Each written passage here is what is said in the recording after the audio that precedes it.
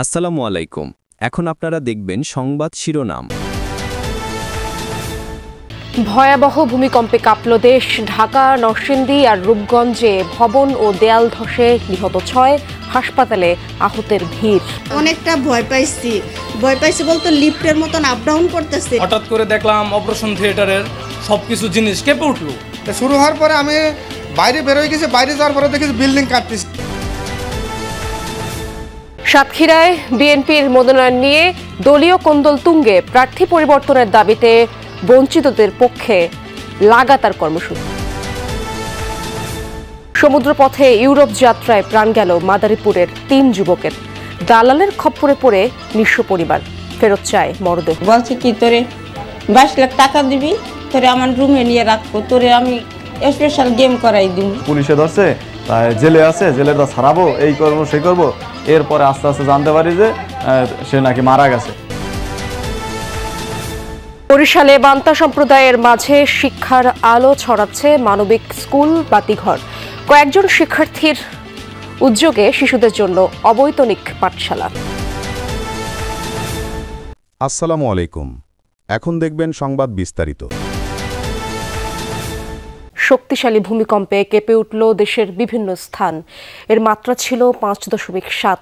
ভূমিকম্পের আঘাতে এখন পর্যন্ত ঢাকায় 3 জন, নরসিংদীতে 2 ও নারায়ণগঞ্জের রূপগঞ্জে 1 জনের মৃত্যুর খবর পাওয়া গেছে। আহত হয়েছেন অনেকে। সকাল 10:40 দিকে এই কম্পন অনুভূত হয়। আবহাওয়া অধিদপ্তর জানিয়েছে, এর উৎপত্তিস্থল নরসিংদীর মাধবদীতে। গত 30 বছরের মধ্যে দেশের সবচেয়ে শক্তিশালী ভূমিকম্প এটি। এতে আতঙ্ক ছড়ায় দেশ জুড়ে। হঠাৎই কেঁপে উঠল ভূপৃষ্ঠ। শক্তিশালী কম্পনে দুলতে থাকে চারিদিক। প্রাণ বাঁচাতে ঘরবাড়ি দোকানপাট থেকে ছুটে বের হয়। আবহাওয়া অফিসের তথ্য মতে ভূমিকম্পের উৎপত্তিস্থল নরসিংদীর মাধবদী। পলাশের ভিরিন্দা গ্রামে একটি স্থানে মাটিতে ফাটল দেখা দেয়। একই উপজেলার নালিতা গ্রামে মাটির ঘরে দেয়াল ধসে নিহত হয়েছেন একজন। সদর উপজেলার গাবতলী এলাকায় বহুতল ভবনের দেয়াল ধসে পাশের টিনশেড বাড়িতে পড়ে 3 জন আহত হয়। এদের মধ্যে 2 জনকে ঢাকা মেডিকেলে আনা হলে চিকিৎসাধীন অবস্থায় প্রাণ হারায় শিশু ওমর। তার বাবা গুরুতর আহত অবস্থায় চিকিৎসা। ভূমিকম্পে নারায়ণগঞ্জের রূপগঞ্জ গোলাকান্দালে দেয়াল চাপে প্রাণ গেছে এক শিশুর। প্রত্যক্ষদর্শীরা জানায়, মা কুলসুম বেগমের সাথে ঘরে ছিল ফাতেমা আক্তার। ভূমিকম্পে পাশের ভবনের দেয়াল ধসে পড়লে নিচে চাপা পড়ে ঘটনাস্থলে প্রাণ যায় 10 মাস বয়সী ফাতেমার। শিশুটির মা কুলসুমকে গুরুতর আহত অবস্থায় হাসপাতালে নেওয়া হয়। আমরা দুজনে অজ্ঞানের মতো অবস্থান চিক্কুর বাক্কুর করতেছি। এলাকার লোক, সমস্ত লোক আসছে এবং আমরা 2 জন নিহত, 1 জন মারা গেছে, 1 জন মারা গেছে, 2 জন আহত। সাতক্ষীরা 2 আসনে বিএনপির প্রার্থী পরিবর্তনের দাবিতে মানববন্ধন করেছেন মনোনয়ন বঞ্চিত নেতা আব্দুল আলিমের সমর্থকরা। সকালে সদরের বিনের পাতায় সাতক্ষীরা খুলনা মহাসড়কের পাশে হয় এই কর্মসূচির সময় মানববন্ধনকারীরা বলেন, শৃঙ্খলা ভঙ্গের অভিযোগে দল থেকে বহিষ্কৃত নেতার মনোনয়ন মেনে নেওয়া হবে না। সাতক্ষীরা 2 আসনে জেলা বিএনপির সাবেক সদস্য সচিব আব্দুল আলিমকে ধানের শীষের প্রার্থী করার দাবি জানান। দাবি আদায় না হওয়া পর্যন্ত আন্দোলন চালিয়ে যাওয়ার হুঁশিয়ারিও দেন তারা। ভাগ্য বদলের আশায় সমুদ্রপথে ইতালির উদ্দেশ্যে বাড়ি ছেড়েছিলেন মাদারীপুরের 3 যুবক। সমুদ্রপথে লিবিয়া পৌঁছানোর পর পাল্টে যায় দালাল চক্রের রূপ। তাদের নির্যাতন করে পরিবারের কাছ থেকে আদায় করা হয় আরও অর্থ। পরবর্তীতে নৌকায় ইতালির উদ্দেশ্যে যাত্রা করলে ভূমধ্যসাগরে সন্ত্রাসীদের গুলিতে নিহত হন ভুক্তভোগী 3 যুবক। পরিবারগুলোতে চলছে শোকের মাতম। মরদেহ ফেরত চায় তারা। পরিবারের সচ্ছলতা আর স্বাচ্ছন্দ্যের আশায় ইউরোপের দেশে যাওয়ার জন্য ঘর ছেড়েছিলেন মাদারীপুরের ইমরান খান। এখন তার মৃত্যুর খবরে দিশেহারা স্বজনরা। গত 8 অক্টোবর স্বপ্নের দেশ ইতালি যেতে বাড়ি ছাড়েন সদর উপজেলার আদিত্যপুর গ্রামের ইমরান। সরাসরি গন্তব্যে পৌঁছে দেওয়ার শর্তে প্রতিবেশী দালাল শিপন খানের হাতে 22 লাখ টাকা তুলে দেওয়ার সমঝোতা হয়। প্রথম দিকে বিভিন্ন প্রলোভন দেখালেও বাড়ি ছাড়ার পর থেকে সুর পাল্টে যায় দালাল চক্রের।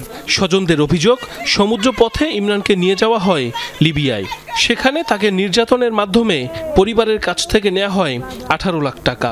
এরপর 1 নভেম্বর লিবিয়া থেকে নৌকায় ইতালি যাওয়ার উদ্দেশ্যে যাত্রা করলে ভূমধ্যসাগরে সন্ত্রাসীদের গোলাগুলির মাঝে পড়ে নিহত হন ইমরান। শিবন দালাল তার সাথে কথা হয়েছে, আমার ছেলের সাথে। বলছে কি তোরে 22 লাখ টাকা দিবি, তোরে আমার রুমে নিয়ে রাখবো, তোরে আমি স্পেশাল গেম করাই দিব। শিপন বলে কি আছে, আমি গেম দেওয়ার চেষ্টা করছিলাম, পুলিশে ধরছে, তাই জেলে আছে, জেলের দা ছাড়াবো, এই করবো সেই করবো। এরপরে আস্তে আস্তে জানতে পারি যে সে নাকি মারা গেছে। দালাল চক্রের খপ্পরে পড়ে ইমরানের সহযোগী হয়েছিল রাজৈর উপজেলার মুন্না তালুকদার এবং বাইজিৎ শেখ। তাদেরও হয়েছে একই পরিণতি। স্বজনরা খবর পান মৃত্যুর পর 3 যুবকের মরদেহ সমুদ্রে ফেলে দেয়া হয়। ঘটনা জানাজানি হওয়ার পর লাপাত্তা দালাল চক্রের সদস্যরা। কইছে বডি কন্টাক্ট দিম, ভালো গেমে দিম, ও দেশে নরমাল গেমে আমার ফলা হয়তো সমস্যা করে গেলাইছে। সংসার বড় ছেলে ওই কামে করে খাওয়াইতো, চুক্তিপত্র এসেছে 20 লাখ, 20 লাখই নগদ দেওয়া লাগবে। পুলিশ জানায় ভুক্তভোগীদের পরিবারের পক্ষ থেকে অভিযোগ পেলে নেওয়া হবে প্রয়োজনীয় ব্যবস্থা। পুলিশের একার পক্ষে সম্ভব না।